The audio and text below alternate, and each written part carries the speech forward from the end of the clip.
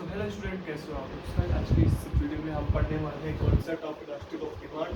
तो गाइस ये है चैप्टर 2 कंज्यूमर बिहेवियर का यूनिट थर्ड। तो इसमें बेसिकली क्या है, हमें कंज्यूमर थ्योरी और कंज्यूमर बिहेवियर काफ़ी बड़ा चैप्टर है। तो इसमें हमने पहले वाली वीडियो में हमने पढ़ा था कि हमने देखो क्या क्या कवर कर लिया है। देखो पहला हमने पॉइंट कवर जो कर लिया था वो था बेसिकली कंज्यूमर बिहेवियर क्या होता है, तो कंज्यूमर इक्विलिब्रियम जिसमें हमने पढ़ा था। ठीक है, कंज्यूमर इक्विलिब्रियम कह सकते हो आप, कंज्यूमर इक्विलिब्रियम। ठीक है, एंड अब हम पढ़ने वाले हैं अब एक और चैप्टर है concept of demand.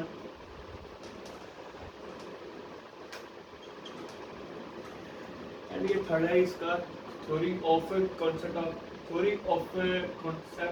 Concept of नहीं थ्योरी ऑफ कंज्यूमर बिहेवियर का third point concept of elastic of demand. ठीक है, इलास्टिसिटी ऑफ डिमांड, इलास्टिसिटी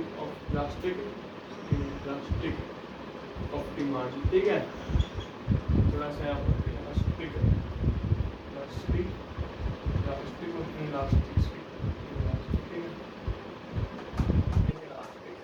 मतलब ये अभी थर्ड चैप्टर में हमारा है concept of elastic of demand. तो देखो इसमें हमने पढ़ेंगे कि एक्चुअली होता क्या है, वो मैं आपको बता देता हूँ। ठीक है, तो इसको डिटेल्स कर देते हैं।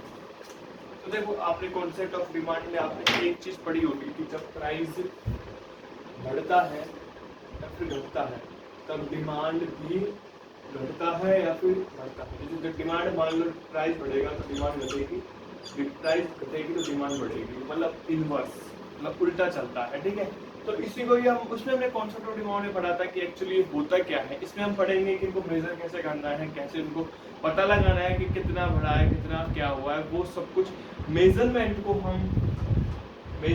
हम इलास्टिक ऑफ डिमांड कहते हैं। ठीक है, मेजरमेंट को हम इलास्टिसिटी ऑफ डिमांड कहते हैं, सिंपल। ठीक, अभी देखते हैं हम इलास्टिसिटी ऑफ डिमांड होता क्या है। तो इलास्टिसिटी ऑफ डिमांड आप कह सकते हो इट्स रेफर टू आप कह सकते हो it's refer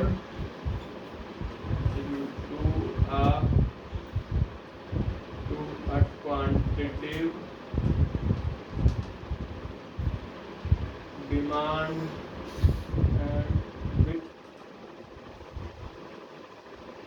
change of price.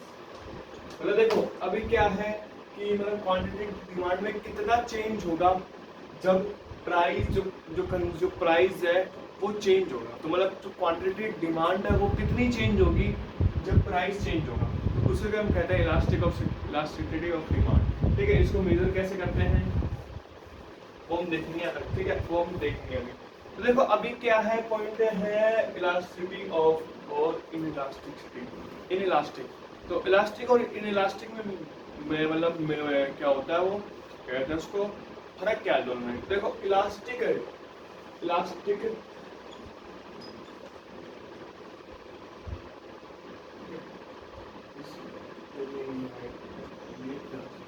तो इलास्टिक का मतलब क्या है बेसिकली, इलास्टिक का मतलब है, ठीक है, अगर सिंपल देखो आप समझो कि अगर प्राइस बढ़ता है या फिर घटता है तो डिमांड में भी चेंज होगा। ठीक है, डिमांड में भी चेंज होगा, तो उसको हम कहेंगे इलास्टिक। ठीक है, इलास्टिक कहेंगे। अगर इलास्टिक किसे कहेंगे, अगर प्राइस बढ़ रहा है या फिर घट रहा है तो डिमांड में कुछ भी चेंज नहीं हो रहा है। अगर चेंज हो भी रहा है तो थोड़ा बहुत चेंज हो रहा है कि मान लो थोड़ा मतलब प्राइस बढ़ रहा है बहुत ज्यादा, पर जो डिमांड है वो या तो थोड़ी सी कम हो रही है या फिर थोड़ी सी ज्यादा हो रही है, तो उसको हम कहेंगे इनइलास्टिक। जहाँ पर जो भी परसेंटेज होता है, जो डिमांड की जो परसेंटेज है वो सिंपल तरीके से इलास्टिक में क्या होता है, जब प्राइस चेंज होता है तो डिमांड भी काफी ज्यादा चेंज होती है। ठीक है, अगर प्राइस बढ़ेगा तो डिमांड भी अच्छी तरह मतलब देखो क्वेश्चन समझो, मान लो एक है 100 रुपए का एक एप्पल है। ठीक है, एक बंदा ले रहा है 10। ठीक है, 10 में इसको मान लेते हैं 10 किलो। ठीक है, जैसे ही वो प्राइस मान लो 150 पहुंचा, प्राइस की तरफ पहुंच गया 150, उसने क्या कर दिया, उसको लेना मान लो 7 किलो कर दिया, ठीक है, 7 किलो कर दिया, तो इसको हम कहेंगे इलास्टिक, क्योंकि इसने 3 किलो कम कर दिया, ठीक है। अब क्या है इन इलास्टिक, इन इलास्टिक का मतलब क्या है, ठीक है, मतलब वही है 100 रुपए का है, वो 10 केजी ले रहा है, ठीक है, 10 केजी ले रहा है। अब क्या हुआ, उसका प्राइस मान लो 150 हो गया, 150 हो गया, पर उसने फिर भी वो ले रहा है 9.5 केजी या फिर 9 किलो, ठीक है। तो उसने जो मतलब उसने प्राइस बढ़ने के बाद भी उसने उतना ही मतलब लेना ज्यादा कम नहीं किया, कम किया पर ज्यादा कम नहीं किया। अब देखो एक और सबसे बेस्ट क्वेश्चन हम लेते हैं एग्जाम्पल। अब देखो एक सबसे बेस्ट एग्जाम्पल लेते हैं, नमक ले सकते हो आप या फिर आप वाटर ले सकते हो, ठीक है। अभी क्या है, अब देखो सोल्ट, अगर मान लो सोल्ट का प्राइस अभी मान लो 20 रुपए चल रहा है, ठीक है, 1 किलो का 20 रुपए, ठीक है, मान लाइक सपोज अगर मान लो प्राइस 100 रुपए भी हो जाए ना, तो लोग तब भी 1 किलो उसको लेंगे, मतलब प्राइस बढ़ गया फिर भी लोगों की डिमांड मतलब थोड़ी सी कम हो सकती है, पर लोग बाद में उसको लेना स्टार्ट कर देंगे, मतलब जरूर लेंगे, क्योंकि देखो सोल्ट इज नेसेसरी फॉर, मतलब जिंदगी के लिए नमक चाहिए, सब्जी के लिए, कुछ टेस्ट के लिए नमक चाहिए, तो उसी चीज को मतलब लोगों ने डिमांड कम कर दी। अगर डिमांड उतनी है, प्राइस है कितना ही बढ़ा, उसको हम कहेंगे इलास्टिक। अब वाटर है, वाटर क्या है, जरूरी है जिंदगी के लिए, जब उसका प्राइस 1000 हो जाए या फिर 20 रुपए रहे, पर लोग तो उसको जरूर खरीदेंगे ना, उसको हम कहेंगे इलास्टिक। एक अब देखो एक दूसरा क्वेश्चन है, मान लो गोल्ड ले लेते, ठीक है, गोल्ड। अब देखो गोल्ड में क्या होता है कि मान लो 20,000 रुपए के चल रहा है, ठीक है, 20,000 रुपए की रेट चल रही है, लोग उसको ले रहे हैं, 1 ग्राम की रेट मान लो 20,000 है, मान लो 2 ग्राम की रेट है 20,000, ठीक है। अब उसकी रेट 40,000 हो गई, तो या तो लोग उसको लेंगे या फिर नहीं लेंगे। देखो लेंगे तो मतलब कितना लेंगे, मतलब 0.5 ग्राम इतना लेंगे ज्यादा से ज्यादा, या फिर उसको लेंगे ही नहीं, क्योंकि सोना जरूरी नहीं है कि फैन हो, जरूरी है ऐसा कि ऐसी नहीं है, अगर उसको कम रेट होगा तो ही लोग लेंगे। अभी सोल्ट है जरूरी है, वाटर है जरूरी है, तो इसको हम कहेंगे इलास्टिक है। और इलास्टिक आप अच्छे फ्रेंड समझ गए होंगे, क्योंकि बेस्ट एग्जांपल दे दिया मैंने आपको, अच्छे से समझा दिया, ठीक है। अब क्या है, इलास्टिक ऑफ डिमांड को मेजर कैसे करते हैं हम, तो इलास्टिक ऑफ डिमांड को सब ईडी लिख देते हैं, तो इसको मेजर करने का तरीका है परसेंटेज चेंज इन डिमांड और परसेंटेज चेंज इन प्राइस, ठीक है। ये इसका फॉर्मूला है, काफी सिंपल है, ठीक है। इसको हम थोड़ा सा भी रेस कर देते हैं, ये वाला इलास्टिक ऑफ डिमांड पढ़ रहे हैं हम, तो इसको भी रेस कर देते हैं। तो क्या है, point ED percentage change in demand percentage change in price, ठीक है, ये फॉर्मूला है। एक क्वेश्चन देखते हैं हम, क्वेश्चन क्या है, let's suppose find ED if the demand decrease by 10% and price increase by 30%, तो इसको हम इसकी हम इलास्टिक ऑफ डिमांड बता रहे हैं, तो फॉर्मूला लगा देना है, ईडी इज इक्वल टू कितना है 10/30, तो क्या आएगा, 0 से 0 कटा 0.33, तो ईडी कितना आ जाएगा, ईडी आ जाएगा ईडी लेस देन 1 आ जाएगा, ठीक है। ईडी ये रहा, तो इसको हम इसको ये भी लिख सकते हैं, ये अभी आगे पढ़ेंगे। तो देखो काफी सिंपल है, काफी इजी है, ठीक है। अब ये एक दूसरा इसका दूसरा फॉर्मूला भी है, वो देखते हैं हम। और आप और में निकालने का, जब आपको परसेंटेज में नहीं दे रखा, आपको जब यूनिट्स में दे रखे हो, तो उसके लिए फॉर्मूला क्या है, ईडी निकालने के लिए formula UP multiply by P upon Q, तो Q का फॉर्मूला क्या है, Q1 माइनस Q, P का फॉर्मूला क्या है, P1 माइनस P। तो इसमें न्यू प्राइस होता है, ये ओल्ड प्राइस होता है, P1 और न्यू प्राइस, ये ओल्ड प्राइस। क्वेश्चन करते हैं, ठीक है। Find ED old quantity price 30 rupees per unit, ठीक है। क्वांटिटी में old quantity 30 rupees per unit, okay, ठीक है। तो ये क्वेश्चन है। अब न्यू 30 मतलब वो 30 रुपए पर यूनिट का रेट के हिसाब से वो खरीदता था 30 यूनिट हमेशा, ठीक है। प्राइस ओल्ड, ठीक है, ये हो गया, मतलब एक कंज्यूमर आप लिखो, ठीक है। ये उसका क्वेश्चन है। जब न्यू प्राइस एंड डिमांड, ठीक है, जब उसका न्यू प्राइस वो 45 होगा, ठीक है, पर यूनिट, तो उसने उसको कम करके 20 यूनिट कर दिया, ठीक है। अब आपको इसका बेसिकली ईडी निकालना है। ईडी कैसे निकालना है इसका देखते हैं क्वेश्चन करके। ये फॉर्मूला में इधर से हटा देते हैं और ये भी मैं हटा देता हूँ, ठीक है, हटा देते हैं, ठीक है। क्वेश्चन है ईडी हमको फाइंड करना है। फॉर्मूला पहले क्या था, Q और QP multiply by P upon Q। तो Q निकालने के लिए Q1 माइनस Q, तो Q1 कितना है, Q1 मतलब 20 यूनिट, 20 माइनस 30 कितना आया, माइनस 10।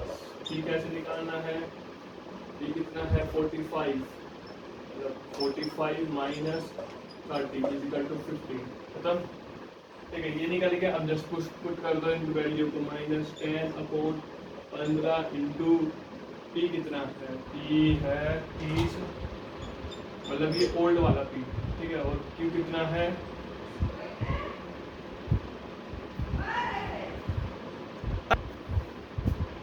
तो फिर क्या है, क्यू क्यू कितना है, क्यू टी, क्यू है 30, पी कितना है 30 और क्यू भी कितना है 30, ठीक है। सिंपल, काफी इजी। अब देखो इधर से 10 से 10 से ये कटा, ठीक है, कितना आया 3, ठीक है। इससे ये कटा, कितना आया 2, कितना आया -2/3। तो ईडी कितना आ गया -2/3, तो 2 डिवाइडेड बाय 3, 0.186 यानी 66। तो ईडी कितना आया -0.66। तो ये ब्रैकेट में होता है तो इसका कुछ काम नहीं होता। डिमांड हमेशा मतलब डिमांड होती है हमेशा, मतलब ये बस माइनस में दिखाते हैं बट ये एक्चुअली पॉजिटिव में रहता है हमेशा, ठीक है, 0.66। तो ईडी कितना आ गया, ED is equal to less than 1। तो ईडी आ गया, ED is equal to less than 1। तो काफी इजी, काफी सिंपल, काफी सीधे, ठीक है। अब हम पढ़ेंगे इनके टाइप्स। टाइप्स बेसिकली कौन कौन से हैं, इसको इरेज कर देते हैं, इधर लिख देते हैं हम।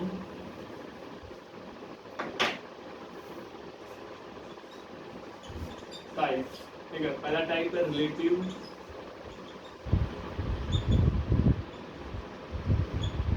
इलास्टिक, ठीक है। ये क्या कहता है कि ईडी हमेशा ये होता है,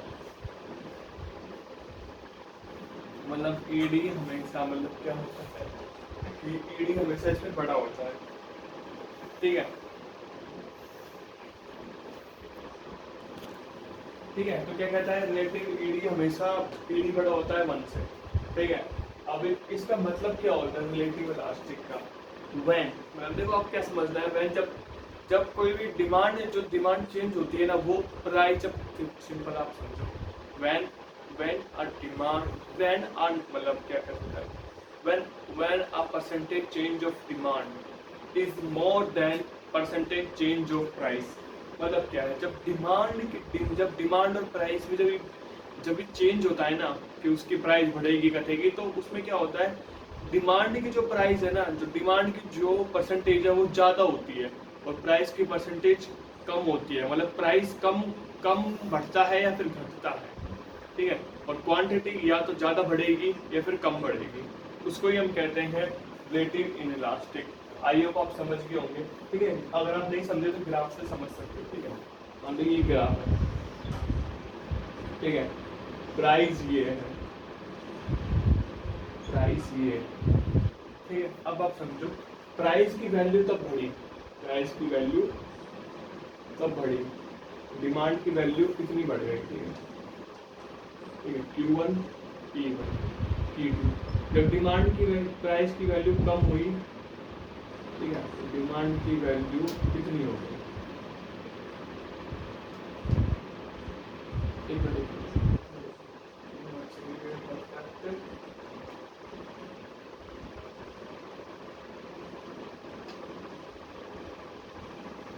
ठीक है। अपनी पेज में इसको फिर से बनाते हैं।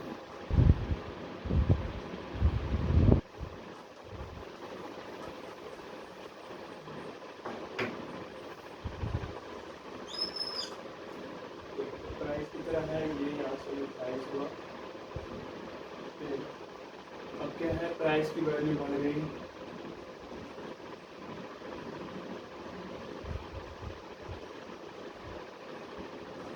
प्राइस की वैल्यू कितनी बढ़ गई, ठीक है, यहाँ से प्राइस की वैल्यू से बढ़ गई, ठीक है। ये हमने ग्राफ बना दिया पहले जैसा ही है, ठीक है,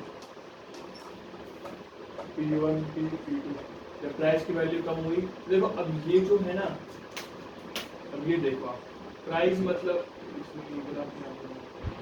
तो प्राइस सिर्फ इतना बढ़ा, प्राइस इतना बढ़ा या फिर घटा, पर डिमांड की वैल्यू कितनी ज़्यादा हो गई, प्राइस या फिर कितना बढ़ा या फिर घटा, डिमांड की वैल्यू कितनी ज़्यादा हो गई, ठीक है। अब ये आप समझो, इसको ही हम कहते हैं रिलेटिव इलास्टिक, इलास्टिसिटी याद कर सकते हैं, इलास्टिसिटी। इसमें क्या होता है, ईडी हमेशा ईडी बड़ा होता है 1 से, ठीक है। अब लेट्स सपोज, अब एक क्वेश्चन करके देखते हैं, तभी आपको समझ में आएगा, ठीक है। मान लो प्राइस डिमांड है, ठीक है, डिमांड की वैल्यू कितनी है 100, ठीक है, प्राइस की वैल्यू 4 रुपये, ठीक है, प्राइस की वैल्यू 5 रुपये हुई, डिमांड की वैल्यू 200 रुपये हुई, ठीक है। अब क्वेश्चन क्या है, चलो इसको ग्राफ ट्रेस कर देता हूँ, ठीक है। अब वही फॉर्मूला आपको लगाना है जो मैंने आपको बताया था, Q कितना है, Q1 कितना है 200 माइनस 100, यानी 200 माइनस 100 अपॉन माइनस 1, ठीक है, मल्टीप्लाई बाई कितना है P कितना है 4 और Q कितना है 100, ठीक है। 100 से 100 कटा 1441, तो PD कितना आ गया 4, तो ED कितना आ गया इक्वल टू 4।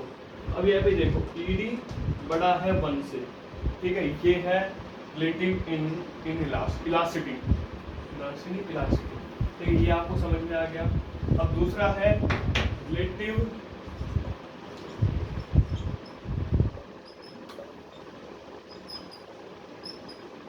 इलास्टिक, ये क्या कहता है कि 1 हमेशा बड़ा रहता है इलास्टिक ऑफ डिमांड से। अब देखो आप, मैंने आपको चीज बताई थी कि इलास्टिक क्या होता है कि प्राइस है कुछ ही बढ़ो, प्राइस है कुछ ही बढ़ो, डिमांड हमेशा सेम रहती है, तो ये इसका तरीका भी। And when a percentage change in demand is less than percentage change in price, ठीक है, वही मैंने आपको बताया था, प्राइस है कुछ ही बढ़ो, प्राइस है कुछ ही बढ़ो, डिमांड हमेशा सेम रहेगी। क्वेश्चन क्या है, मतलब एक ग्राफ से समझते हैं, P कितना है, ये आपका P है, ये आपका Q है, प्राइस बढ़ा, प्राइस कम हुआ, प्राइस बहुत ज़्यादा कम हुआ, ठीक है, प्राइस बहुत ज़्यादा कम हुआ, डिमांड फिर भी थोड़ी सी रही, तो डिमांड फिर भी थोड़ी सी, क्योंकि जितना लोगों को चाहिए ना उतना उनको मिल रहा है। अब ऐसे थोड़ी मान लो 20 रुपये नमक, मान लो 20 रुपये का नमक की जगह 10 रुपये का नमक हो गया, अब ऐसे थोड़ी लोग उसको 100 किलो रख लेंगे उसको अपने घर में, तो खराब हो जाएगा, थोड़ा खराब तो नहीं होगा, मतलब ऐसे थोड़ी है कि मान लो आपको पानी मिल रहा है, ठीक है, पानी 20 रुपये की आपको एक बोतल मिल रही है, ठीक है, अब आपने उसको पी ली, अपने जब आपको जरूरत लगी तो आपने पी ली, अब उसके बाद ऐसे थोड़ी उसकी प्राइस 10 रुपये हो गई, तो आप 10 रुपए के हिसाब से 100 किलो मतलब कि 100 बोतल 200 बोतल अपने घर में रख लेंगे, तो दैट्स पॉइंट, मतलब ऐसा नहीं होता, ठीक है। तो उसी को हम कहते हैं रिलेटिव इलास्टिक। तो देखो डिमांड हमेशा थोड़ी चेंज होगी, प्राइस मान लो बढ़ा, डिमांड फिर भी थोड़ी चेंज हुई, तो इसलिए तो प्राइस बढ़ा ज़्यादा, प्राइस घटा, पर डिमांड हमेशा उतनी रही, थोड़ी सी कम ज़्यादा हुई, तो उसको हम कहेंगे ईडी इज इक्वल टू 1, ठीक है। जब प्राइस की जब डिमांड की परसेंटेज कम होती है प्राइस से, ठीक है, उसको हम कहेंगे रिलेटिव इलास्टिक। सिंपल, काफी इजी, काफी सुविधाजनक। क्वेश्चन करते हैं। क्वेश्चन क्या है? प्राइस का मान लो 10 रुपये है, 10 से उसका 20 रुपये हो गया। डिमांड कितनी है? डिमांड मान लो 100 है, 100 से कितनी हुई? 120। ठीक है, क्वेश्चन करते हैं। ईडी आपको निकालना है QP multiply by P by Q, ठीक है। Q कितना है? Q है 120, 120 माइनस 110 मतलब कितना है? 20 माइनस का 20, ठीक है। 10 रुपये प्राइस बढ़ गई, ठीक है। 10 मल्टीप्लाई बाय 10 अपॉन 100, ठीक है। इधर से ये कटा 5, ठीक है। 5 से 10 से ये कटा 10, 1/5 कितना है? 0.25। तो ईडी देखो, अब आप ईडी देखो, ईडी कितना है? 0.5। तो 0.5 आंसर आ गया। 0.5 आने के बाद ये 1 से कम है, ईडी कितना होगा? ED is equal to less than 1, ठीक है। काफी इजी, काफी सुविधाजनक।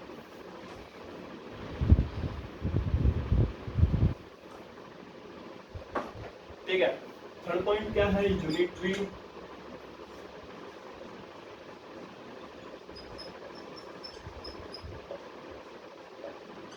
Unitary elastic. अब यूनिटरी इलास्टिक मतलब क्या है? यूनिटरी इलास्टिक कहता है कि ईडी हमेशा बराबर रहेगा 1 के। यानी मतलब क्या है? ईडी जब भी मान लो प्राइस भी कुछ भी चेंज होगा,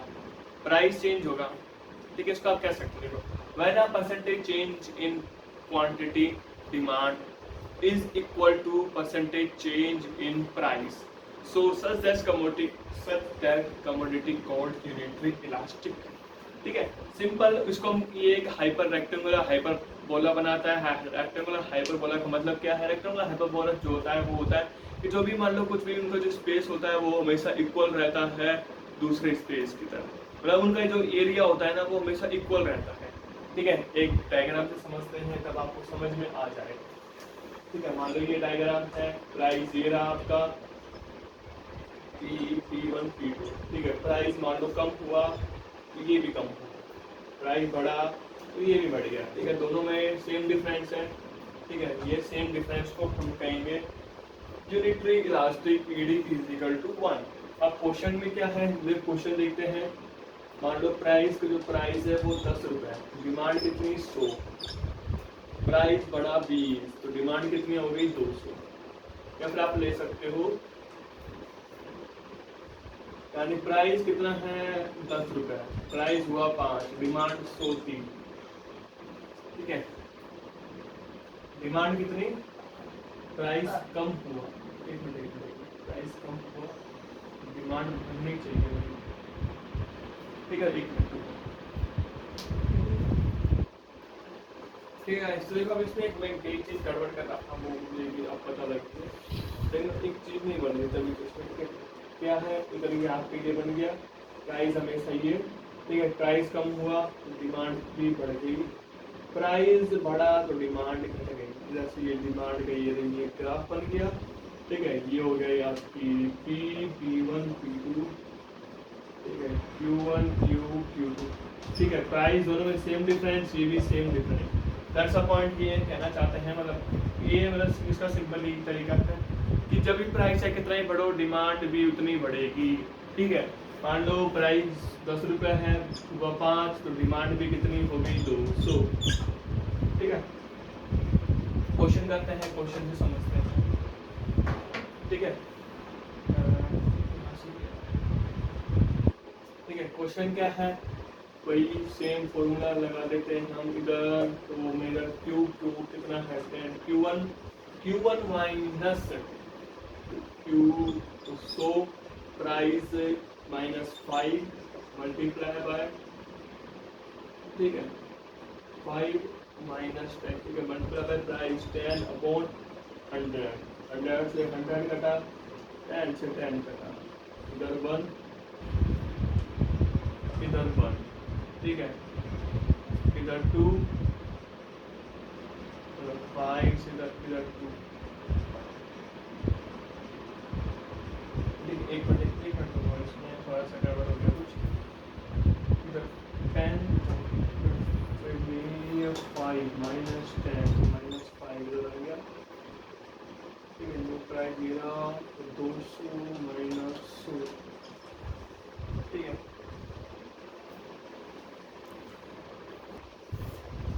ठीक है। तो इसमें थोड़ा सा डिमांड को थोड़ा सा कम कर देते हैं, डिमांड हम कर देते हैं 150, इधर ये आ गया कितना 50 और इधर तो 100 सही है, ठीक है, 50 से ये कटा, इधर 2 आ गया, 2 divided by 2 is equal to 1, simple, काफी इजी। अब हमारा अगला है परफेक्ट इलास्टिक।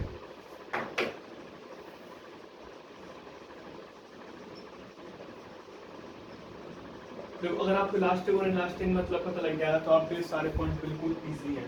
ये क्या कहता है, ED is equal to unlimited, ठीक है, ईडी हमेशा अनलिमिटेड हो सकता है। इसमें बेसिकली मतलब क्या है, आपका देखो ग्राफ ये रहा, प्राइस ये रहा, ई क्यू, तो ये कहता है कि परफेक्ट इलास्टिक जो होता है प्राइस हमेशा सेम रहेगा, पर जो क्वांटिटी ऑफ डिमांड है वो चेंज होती रहेगी। व्हेन आप कह सकते हो व्हेन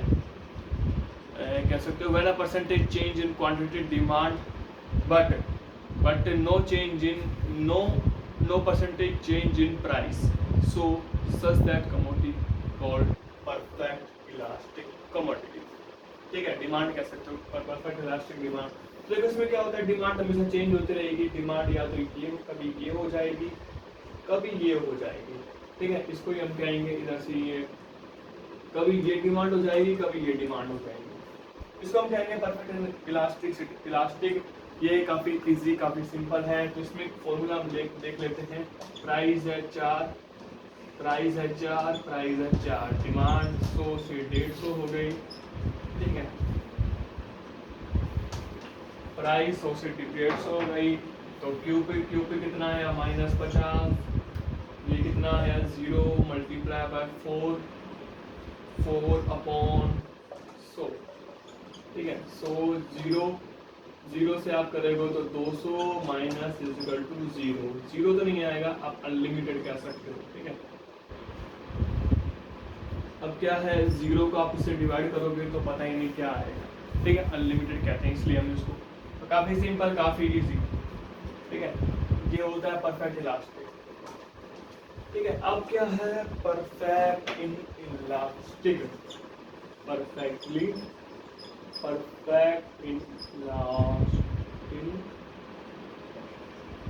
इलास्टिक, ये कहता है कि ईडी हमेशा 0 के इक्वल रहेगा, ठीक है।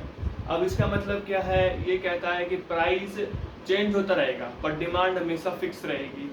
इलास्टिक, अगर आप इलास्टिक का मतलब समझ गए ना तो आप पूरे के पूरे 5 पॉइंट्स समझ गए, बिल्कुल इजी, ठीक है।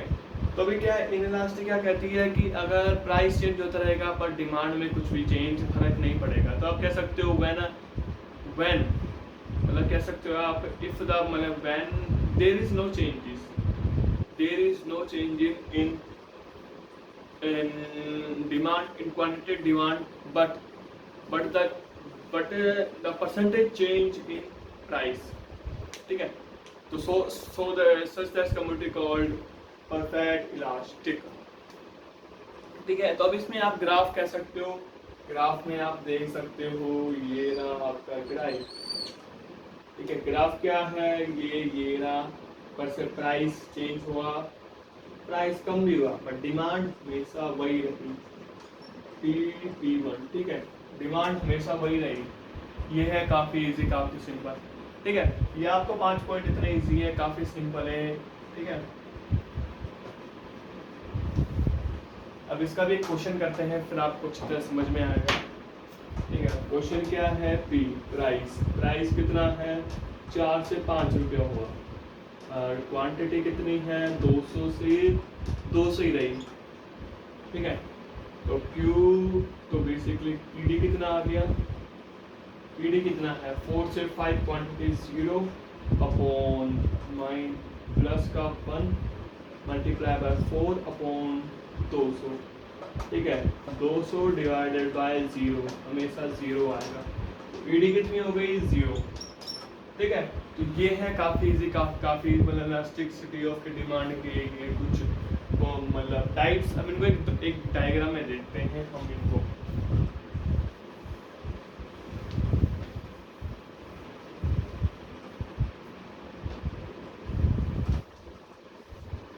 ठीक है, डायग्राम में आपको थोड़ा सा अच्छा अंडरस्टैंडिंग आएगा, ठीक है। एक डायग्राम के अंदर, तो डायग्राम हम बना लेते हैं, थोड़ा सा बड़ा डायग्राम, ठीक है। अब देखो ईडी की पहले देखना है आपको, इधर से हम लेते हैं ED, ED is equal to 0, ED 0 है यहाँ पर, हॉरिजॉन्टल आया, ईडी कितना होगा अनलिमिटेड, ठीक है, अनलिमिटेड हॉरिजॉन्टल में, ठीक है। अब क्या है, एक ईडी आया मान लो यहाँ से, ये वाला ईडी यहाँ से आया, अभी ईडी क्या है, ईडी इक्वल टू 1, ईडी इसमें पड़ा होता है, ठीक है। एक और आया ग्राफ, इसमें ईडी हमेशा छोटा होता है। अब इनके बीच में जो ग्राफ आएगा वो होगा ईडी इज इक्वल टू 1, ठीक है। ये आपको ग्राफ के द्वारा आपको समझ गए, काफ़ी इजी, काफ़ी सिंपल। सो गाइस आज के स्टूडेंट में इतना ही, मिलते हैं नेक्स्ट टॉपिक अगले पार्ट में, जिसमें हम पढ़ेंगे कुछ इनके मेथड्स, इनको कैसे कैसे कैलकुलेट किया जाता है। पहला मेथड हमने बस ऐसे थोड़ा सा जाना था इनके थ्योरी के बारे में। अब हम इसके 3 मेथड है, बेसिकली जियोमेट्रिकल मेथड जिसमें हम ग्राफ के द्वारा इसको समझेंगे, फिर दूसरे ग्राफ के द्वारा पता लगाएंगे कि ईडी क्या है। दूसरा मेथड है जिसमें हम एक फॉर्मूला है जिसमें परसेंटेज वाला फॉर्मूला है, उसमें हम पढ़ेंगे कि इसको कैसा पता लगा है, जो हमने पढ़ लिया है पहले ही, बट उसको फिर से पढ़ेंगे। एक है टोटल एक्सपेंडिचर मेथड, उसको हम पढ़ेंगे, ठीक है। अगली वीडियो में पूरा कवर हो जाएगा, 2 पार्ट में ये वीडियो बन जाएगी पूरी। So guys good bye.